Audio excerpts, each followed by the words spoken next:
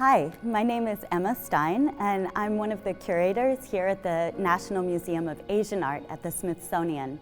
My world area of focus is South Asia and Southeast Asia. It's my pleasure to introduce you today to our new exhibition, Revealing Krishna, Journey to Cambodia's Sacred Mountain. The exhibition is a single object focus that features a monumental masterpiece sculpture of the Hindu god Krishna lifting the sacred mountain called Govardhan. It comes from a particular site in southern Cambodia on the border between present-day Vietnam and Cambodia near the Mekong Delta. It's really rare for Cambodian sculpture that we know the actual place that an object came from. So it gives us the opportunity to fully explore the whole 1,500-year history of this sculpture from its place of production to its current home, the Cleveland Museum of Art. We do this by exploring the sculpture in the full context of its physical and cultural landscape. So the way that the exhibition is laid out is the first gallery includes an immersive timeline that tells the global journeys of 8 gods that were recovered from the sacred mountain Phnom in southern Cambodia. Krishna's history is exceptionally complex. It was broken into pieces after the site was no longer in use and shipped piecemeal out of Cambodia, where it wound up in private collections first in Paris and then in Brussels before arriving at the Cleveland Museum of Art. The Global Journeys timeline also sets the story of Krishna in the context of the longer history of collecting and exhibiting Cambodian sculpture. We then move in, being invited by a vast photo mural that shows the peak of the mountain of Phnom. So mountains in Cambodia are sacred. You can see here in this beautiful photo mural that the northeast peak of Phnom rises up from the flat floodplains around it. What you're seeing in the distance are rice paddy fields that rely on irrigation from the flooding of the Mekong River and the associated networks of canals and irrigation channels that fertilize the land.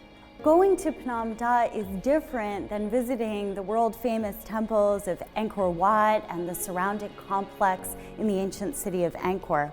Angkor really flourished between the 9th and 13th centuries, but Phnom is an even more ancient sacred area.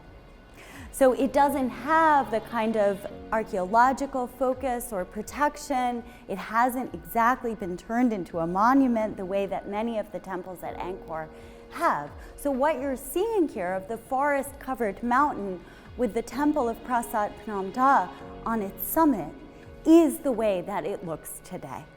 So to bring the story of Krishna into the present and address a shifting religious landscape, we've commissioned a short documentary film called Satuk, a word of blessing spoken at the end of Cambodian Buddhist prayers. There's a moment in one of the interviews where Mia says that Cambodian religion is kind of a mixture of Buddhism, Hinduism, and animism, and that in a way, it all just comes together.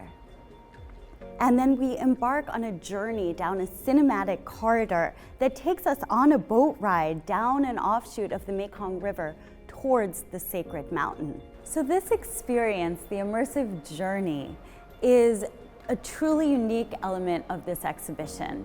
So often when we see Cambodian sculpture or South Asian and Southeast Asian sculptures, we see them isolated, alone on a pedestal with no sense of the landscape and environment that they came from. But actually, a sculpture like Krishna was a site-specific installation. He was deeply connected with the landscape from which he came. So what we're looking at is a film that was made in 2019 by the Cleveland Museum of Art, filmed using a 3-camera rig mounted on the prow of a boat and a drone. So we get these sweeping overviews of the landscape, and we also get that close first-hand experience of the foliage passing by us on either side and the mountain rising up in the distance. This exhibition is truly experiential. It can't be replaced by pictures or even video footage. You can see here that the projections go from floor to ceiling.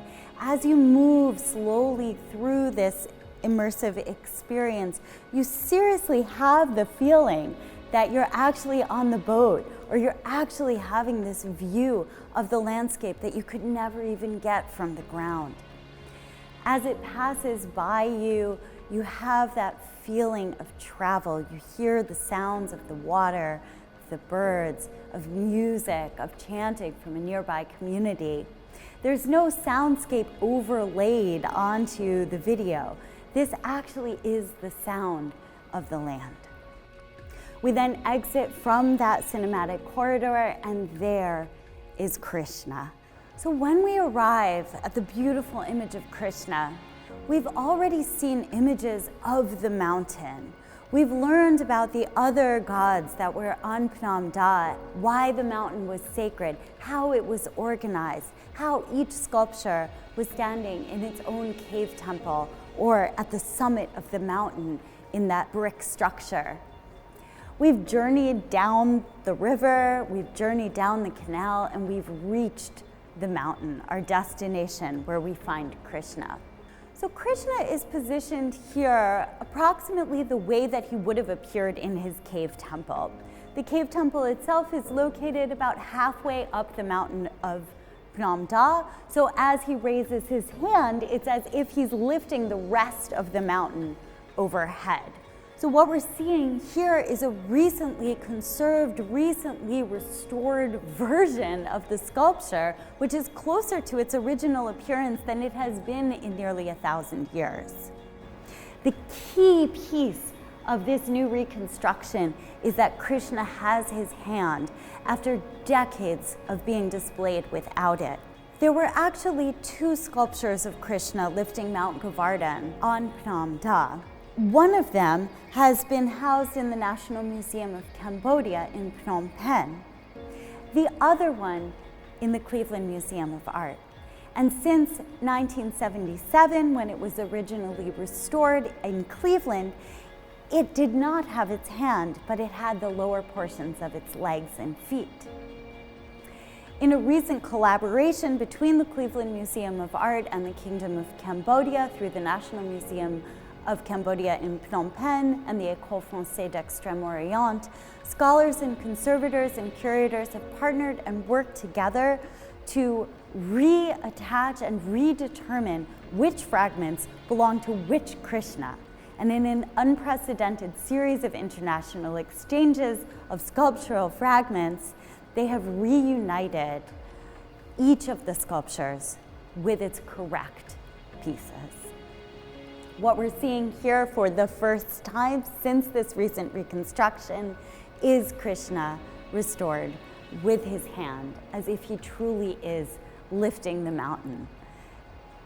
I hope that after visiting this exhibition, that you'll have that sense of the fact that Krishna truly was a site-specific installation, really connected with the landscape around him. He can't be seen as an isolated work of art. Instead, he's a powerful, divine figure carved by expert craftsmen sometime around the year 600 and positioned in a sacred mountain that persists in its sacrality, in its importance in a land today.